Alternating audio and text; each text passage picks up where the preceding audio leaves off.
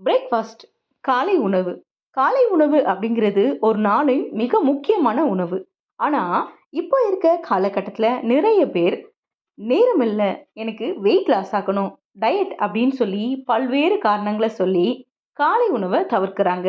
ஆனா, தொடர்ந்து 15 நாட்கள் காலை உணவ தவிர்க்கிறதுனால, நம்முடைய உடல் மற்றும் மன மாற்றங்கள் ஏற்படுதுங்க. அது என்னென்ன அப்படிங்கிறத இந்த பதிவுல நாம தெரிஞ்சுக்கலாம்.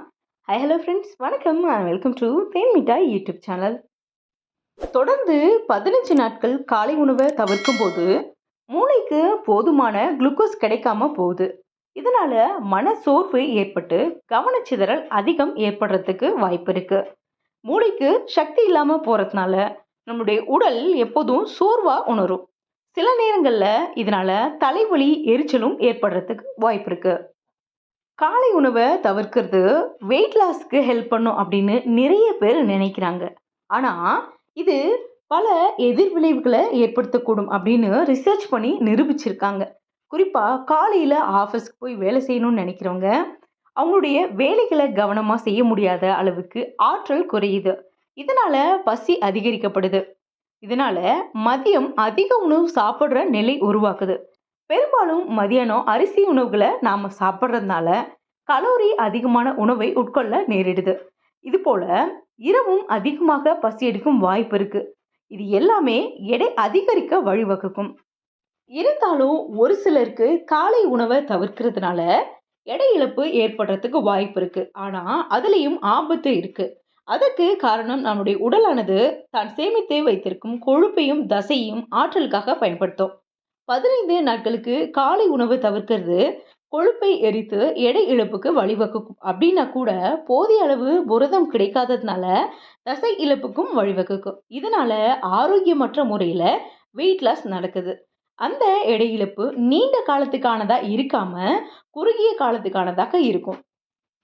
அதே மாதிரி 15 நாட்களுக்கு உணவு கிடைக்காத நிலை இருக்கும் அப்படிங்கிறதுனால உடல் சர்வைவல் நிலைக்கு போயிடும். இதனால கலோரிகள் எரிக்கப்படும் வேகம் குறைந்து நீண்ட கால அடிப்படையில் எடை குறைப்பு கடினமாகிடும் அப்படின்னு சொல்றாங்க. முக்கியமா காலை உணவை தவிர்ப்பது இரத்த சர்க்கரை அளவுல ஏற்ற இறக்கங்களை ஏற்படுத்தும். இது நீரிழிவு நோயாளிகளுக்கு ரொம்ப ரொம்ப ஆபத்தானது. இதனால நீரிழிவு நோயாளிகள் மருத்துவ அறிவுரைகள் படி கட்டுப்படுத்தப்பட்ட இன்டர்மீடியட் ஃபாஸ்டிங் இருக்கலாம். இன்னும் சில பேரு காலை உணவை தவிர்த்தாலுமே வெறும் வயிற்றுல டீ அல்லது காஃபி குடிக்கிறாங்க. இதனால அமிலத்தன்மை மற்றும் வயிற்று வலி போன்ற பிரச்சனைகள் ஏற்படுறதுக்கு வாய்ப்பு இருக்கு. அதுபோல நீண்ட காலத்துக்கு காலை உணவை தவிர்க்கிறது வளர்ச்சிதை மாற்றத்தை மெதுவாக்குது. அது மட்டும் இல்லைங்க, ஹார்மோன் ஏற்றத்தாழ்வுகளை ஏற்படுத்துது. இது குறிப்பா பெண்களுக்கு பிசிஓஎஸ் மற்றும் தைராய்டு தொடர்பான பிரச்சனைகளை அதிகரிக்க வழிவகுக்கும் அப்படின்னு நிறைய ரிசர்ச் பண்ணி சொல்லியிருக்காங்க. அந்த காலத்துல 3 வேளை சாப்பிட்டாங்களா? நம்மளுடைய உடலுக்கு 3 வேளை உணவு என்பதெல்லாம் பொய். பசிக்கும் போது சாப்பிட்டுக்கலாம் போதும் அப்படின்னு நிறைய பேர் சொல்றாங்க. இதை நாமளே கேட்டிருப்போம்.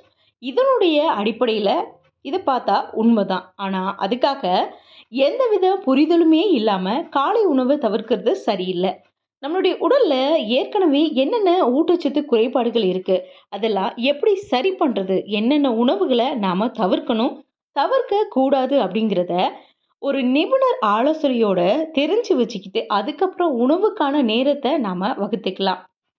குறிப்பா குழந்தைகள் மற்றும் ஸ்டூடெண்ட்ஸுக்கு காலை உணவு அப்படிங்கிறது ரொம்பவே அவசியமானது. ஏன்னா அது அவங்களுடைய மூளை வளர்ச்சியும் படிப்புல கவனம் செலுத்துறதையும் அதிகரிக்குது. அது மாதிரி கர்ப்பிணிகளுக்கு கூடுதல் ஆற்றல் மற்றும் ஊட்டச்சத்து தேவைப்படுது. அதுக்கு காலை உணவு கட்டாயம் தேவை.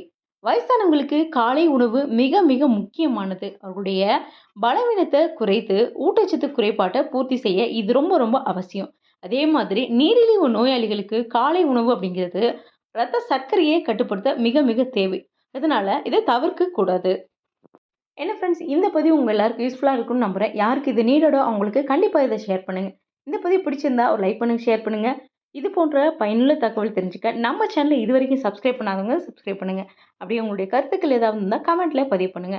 மறுபடியும் ஒரு யூஸ்ஃபுல்லான கண்ணனோட நான் உங்களை மீட் பண்றேன். தேங்க்யூ.